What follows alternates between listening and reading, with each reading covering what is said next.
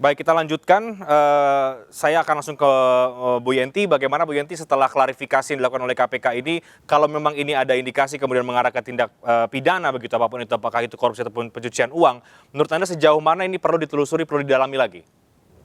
Ini, saya ingin menyampaikan ya, dulu spektakulernya TPPU diketemukan itu kenapa? Pada tahun 1988, yaitu bahwa akan diketemukan kejahatan asal itu berasal dari dugaan adanya pencucian uang.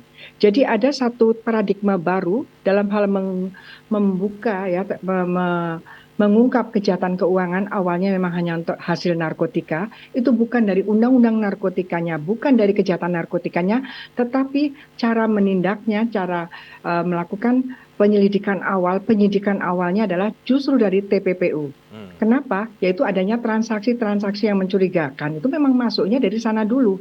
Jadi memang secara teoritis dikatakan bahwa ada suatu pemikiran-pemikiran yang sangat maju ya untuk mengungkap adanya kejahatan asal itu dengan adanya dengan dibantu PPATK adanya transaksi-transaksi yang janggal ya. Itu adalah dugaan-dugaan TPPU. Dari dugaan TPPU kita akan temukan ini kejahatan asalnya mana. Itu yang saya sampaikan Pak Ali. Kalau memang korupsi nanti ditangani di situ. Jadi saya tidak pernah gitu. Saya juga tidak pernah mengatakan pasal 69. Karena apa? Nantinya itu bersama-sama sesuai dengan pasal 75 dalam satu berkas itu kemudian boleh saja mentersangkakan TPPU saja boleh. Tetapi ketika nanti limpah ke eh, ke ke ke penuntutan ke limpah kedua itu tahap 2 itu sudah harus kalau mau dilimpahkan sudah ada kejahatan asalnya. Saya tidak pernah mengatakan bahwa tanpa kejahatan asal meskipun KPK pernah menerapkan untuk Pak Joko Susilo atas korupsinya atas money launderingnya 2005 2004 2005 karena ada korupsi 2010. Kemudian ada transaksi yang mencurigakan harta kekayaan yang luar biasa di tahun 2025 itu luar biasa tanpa menggunakan TPPU, tanpa menggunakan korupsi langsung kena TPPU. Itu justru yang melakukan KPK. Saya menulis banyak gitu. Karena saya khawatir jangan-jangan kejahatan asalnya bukan korupsi. Jadi saya harus klarifikasi karena saya memang saya bisanya memang hanya memikirkan secara akademik. Jadi jangan sampai ini masyarakat karena Pak Ali Fikri menuduh saya 769, saya tidak mau juga gitu karena saya tidak pernah mengatakan itu. Dan ini adalah suatu strategi pengungkapan tindak pidana asal itu memang dari adanya dugaan asal TPPU. Tapi nanti dalam strategi pengungkapan nanti langsung dilapiskan. Dan ini kesempatan, ini adalah momentum di mana dengan langkah-langkah pencegahan ini, kan pencegahan saya sudah sampaikan tadi. Dengan langkah-langkah pencegahan ini diketemukan hal-hal yang harus didalami dan saya tanyakan tadi pada tahap bagaimana nanti dari yang sekarang ini memang dari ini bukan dari kejahatan asal kemudian ke dicarikan TPPU-nya bukan. Itu memang seperti ini nanti dicari bahwa dari yang ada di LHKPN ini ternyata ada yang saya tidak tahu bagaimana tahapannya di sana yang dibangun karena saya berbicara LHKPN pada waktu Pak Abraham Samad kita sudah berbicara tahun 2005 sebelum 2011 ya 2005 2006 itu kita sudah di sana kita sudah membicarakan LHKPN waktu itu. Jadi tentang LHKPN ini bagaimana supaya ini benar-benar bukan hanya sekedar formalitas bukan sekedar kewajiban lapor saja tetapi laporannya itu harus akurat karena kalau tidak akurat kalau ada masalah-masalah tentu akan ditelusuri itu akan kalau tidak berasal dari penghasilan yang sah tentu akan ada TPPU-nya kan gitu. Itu seperti itu. Jadi klarifikasi saya seperti justru saya tadi kan mengatakan saya juga bertanya kepada KPK kami semua bertanya yang sudah dibangun bagaimana cara menangani LHKPN-nya itu karena ini kan kita berhadapan dengan publik berhadapan dengan kepercayaan publik kepada Kementerian Keuangan kepada pajak dan kepada KPK ini kita sedang mengarahkan ke sana gitu jadi memang begitu masuk dari TPPU nanti akan kita ketemukan kejahatan asalnya kalau kejahatan asalnya bukan dari korupsi ya silahkan diserahkan kemana itu seperti itu bahkan saya tadi di satu TV saya mengatakan bisa saja pejabat negara itu menipu. Berarti kan bukan dari korupsi. Jadi seperti itu. Oke. Jadi Mbak Yanti menurut Anda sebetulnya ini tinggal menunggu goodwill saja ya dari aparat penegak hukum untuk bagaimana menelusuri dugaan tindak pidana ini. Kalau di TPPU kita suka mengenal istilah follow the money, follow the suspect begitu. Nah, kalau di sini kemudian apa yang perlu ditelusuri lagi, Mbak Yenti? Ya kan tadi ada beberapa hal yang masih janggal, itu yang sedang didalami oleh Pak Ali Fikri tadi, oleh Pak Pahala tadi kan dikatakan masih janggal, itu harus didalami kejanggalannya itu apa, ya kan? Kemudian ada kejanggalan-kejanggalan lain yang menggunakan mobil, di mana mobil itu bukan atas namanya dan kemudian dibeli begini, begini, begini. Ini adalah biasanya tuh tipologi pencucian uang tuh ya seperti itu. Jadi kita harus mewaspadai dan kita harus melihat success story negara-negara lain dalam hal mengungkap TPPU. Saya tidak fokus kepada KPK-nya, tetapi karena LHKPN-nya ini ada di KPK, laporannya harus ke KPK, mau nggak mau masuknya ke sini. Jadi kalau kekayaan PNS yang lain kan di Kementerian PAN ya di Irjennya. Nah, itu sama saja kalau ada yang mencurigakan dan itu ada dugaan TPPU ya harus didalami gitu.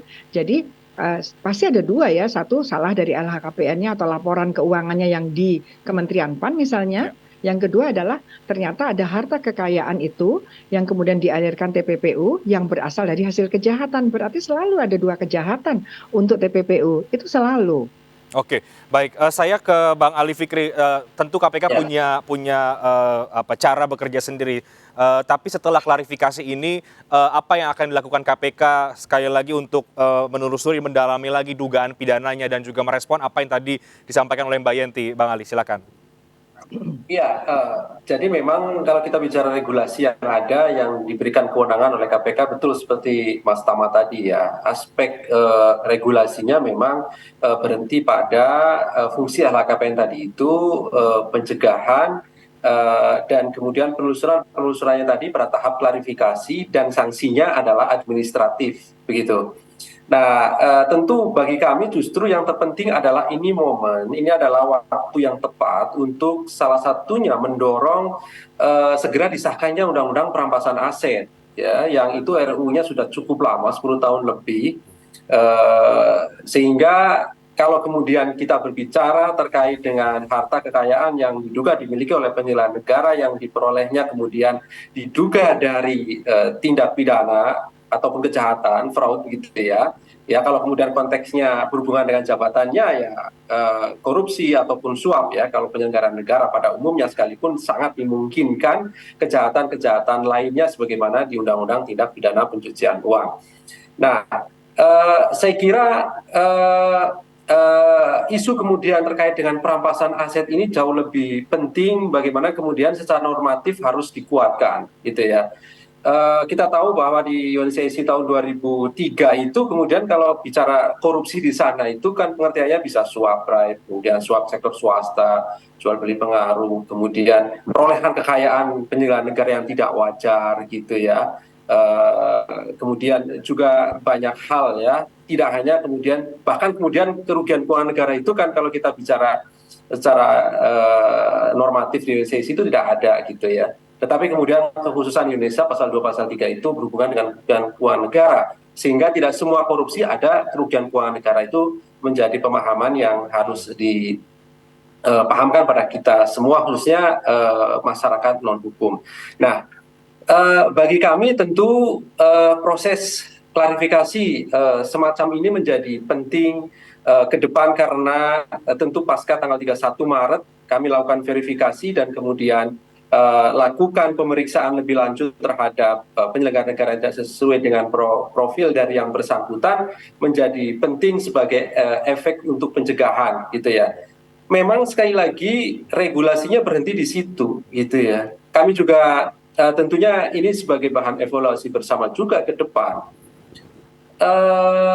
Pelaporan kepatuhan tadi itu yang disampaikan oleh Bu Yenti betul begitu ya, bahwa kemudian juga tidak ada sanksi sama sekali, sekalipun penyelenggara negara itu misalnya tidak melaporkan LHKPN-nya gitu ya. Maka peran dari atasan langsung dari penyelenggara negara tersebut menjadi penting. Oleh karena itu, maka kemudian yang bisa dilakukan oleh KPK kan tadi diserahkan pada inspektoratnya gitu ya, untuk kemudian memantau secara langsung aspek-aspek administratif dari penyelenggara negara itu sendiri. Singkatnya bahwa ketika kemudian KPK menemukan indikasi-indikasi ketidakwajaran dalam aspek pencegahan tadi itu ya Mbok Yao jangan dipromosikan ataupun dimutasikan, bahkan kemudian Ya, ikut promosi pada jabatan yang lebih tinggi. Tapi kan berbeda ini. ya. KPK kan temukan tahun 2012, 2013. Faktanya kan kemudian jabatan dari yang bersangkutan masih tetap ada sampai terakhir kemarin sebagai kepala bagian umum, dan beberapa kali juga menjabat kepala kantor pajak, ya, kantor pemeriksa pajak tadi itu. Oke, baik. Eh, Bang Ali, ya, ya, harapannya tentu ini harus menjadi perhatian bersama gitu. Kalau kemudian KPK koordinasi, kemudian sinergi dengan beberapa pihak terkait ini, termasuk pada inspektorat kementerian dan lembaga, tentu juga menjadi penting ketika setidaknya karena aturan normatifnya berhenti pada proses administratif, ya disitulah menjadi penting sebagai oke. pintu ke depan. Ketika kemudian ada indikasi-indikasi pidana, pasti KPK kemudian juga limbahkan pada proses penindakan. Oke, oke, oke, oke. Jadi kalau kemudian Oke. ada indikasi-indikasi pidana itu dilimpahkan pada proses penindakan. Tapi yang kemudian sekarang banyak yang berpandangan, Bang Ali, bahwa ini sebetulnya pidana pokoknya sudah ada. Soal uang dari mana, kemudian kejanggalan rekening dan lain sebagainya. Ini tinggal bagaimana kemudian KPK atau Kejaksaan Agung di sini ini bisa mengusut tindak pidana pokok dan juga TPPU-nya secara bersamaan. Apa jawaban Anda? Jawaban KPK soal itu? Ya, ini kan tadi melaporkan dengan sendirinya penyelenggara negara terhadap harta kekayaannya kan kepada KPK, kan begitu ya. Hmm. Dalam bentuk pengisian formulir LHKPN begitu. Ya kan harus dilakukan klarifikasi dulu, dilakukan verifikasi kan gitu. Kamu benar, data yang dicantumkan di dalam LHKPN perolehannya itu sah, mana buktinya? Kalau dari warisan apa buktinya? Kalau kemudian sah dari penghasilan dia sebagai penyelenggara negara, tentu ada profilnya, dia gajinya ataupun THP-nya sekian, begitu ya. Tidak ada usaha lain, misalnya tiba-tiba kemudian melonjak, ini kan patut dicurigai, gitu ya. Nah, itu kan proses-proses itu harus dilakukan dulu, karena tadi itu sistem yang kemudian dibangun di dalam LHKPN ini kan melapor sendiri seperti halnya pajak, kan begitu ya, menghitung sendiri dan kemudian melaporkannya, begitu. Oke. Saya ke Mas Tama. Mas Tama, tadi Anda Oke. katakan ini masih panjang prosesnya. Iya. KPK juga terus mendalami, tapi di saat yang sama kemudian publik tampaknya mungkin sudah banyak yang juga geram gitu untuk segera ini kemudian Ya. bisa ditelusuri lebih jauh. Nah, setelah ini menurut Anda bagaimana setelah ada klarifikasi, apalagi kemudian yang perlu didalami lagi? Reinhardt, kalau saya coba lihat ya, memang pandangan masyarakat tidak bisa disalahkan juga karena memang sesuatu yang mereka alami dan mereka lihat. Nah, dalam konteks perkara ini saya coba untuk melihat dari dua sisi. Sisi yang pertama dari si LHKPN yang tadi dikupas habis oleh Mas Ali, yang kemudian yang kedua tadi masukan Bu Yeti terkait dengan PPU-nya. Kita coba untuk pisahkan. Untuk LHKPN mungkin dia akan berakhir pada urusan administratif. Tapi soal suspicious transaction atau laporan yang mencurigakan, transaksi yang mencurigakan itu kan sebetulnya juga di-provide oleh PPATK kepada KPK, kepada kepolisian, kepada kejaksaan, dan kepada inspektorat. Jadi saya rasa kalau yang sumbernya dari PPATK itu tidak lagi bicara soal LHKPN, tapi dia bicara soal suspicious transaction. Jadi transaksi yang mencurigakan. Dan saya rasa inilah memang yang perlu dijawab juga oleh semua penegak hukum. Ada kepolisian kemarin dapat juga tuh dari PPATK, Ya. kejaksaan juga dapat, KPK juga dapat. Ini gimana nih? Yang dibicarakan adalah suspicious transaction-nya, bukan soal LHKPN-nya. Nah, ini menurut saya, kalau kemudian dia pandangannya atau verifikasinya adalah pada suspicious transaction, maka tentu dia nggak bicara soal administratif lagi. Dia bicara soal penelusuran apakah ada pidana atau tidak. Nah, kalau memang ada pidana, tentu dia harus berjalan terus. Maka kemudian tadi soal usulan bagaimana koordinasi antara kepolisian, kejaksaan, KPK, ini menjadi menarik. Tentu kalau nanti dia adalah bicara soal korupsi, lead sektornya ada pada KPK, supporting unitnya ada pada lembaga lain. Tapi kalau dia bukan korupsi, maka ada kepolisian, ada kejaksaan juga yang bisa jadi lead sektor. Jadi ini bisa menjadi kolaborasi menurut saya ke depan. Yang menarik untuk mengungkap ini semua. Kira-kira begitu. Oke, baik. Reinhardt. Saya terakhir ke Mbak Yenti karena saya tahu tentu masing-masing dari narasumber ini punya kesibukan. Sekarang Mbak Yenti yang jelas sorotan publik sangat tinggi. Bahkan juga ada nama-nama lain yang kemudian juga dicurigai dan ingin dilakukan pemeriksaan lebih jauh. Bagaimana pandangan Anda soal isu ini yang akhirnya bergulir dan memunculkan kecurigaan masyarakat atas harta-harta yang dinilai tidak wajar tadi itu? Ya, baik. Mas Tama, kita tidak bisa membedakan PPATK, Suspicious Transaction tersebut dengan LHKPN. Tidak bisa, itu sangat sangat lengket di situ. Justru di situ, karena mereka memang harus lapor. Kan ada kewajiban lapor, tapi mengisi sendiri gitu kan ya Pak Ali Fikri kan? Betul. Nah, makanya memerlukan klarifikasi. Itulah bedanya LHA dengan LHKPN gitu kan. Yang saya tanyakan adalah ketika kita samakan dengan LHA, nah ini KPK di divisi pencegahan ini kan harus melakukan sesuatu, itu yang ditunggu masyarakat diapakan. Itu kan sebetulnya seperti itu. Saya mencoba menjembatani, menyampaikan pada masyarakat. Yang ditanyakan adalah sampai sejauh mana ketika ada hal-hal LHKPN yang kebetulan juga ada PPATK masuk gitu kan ya.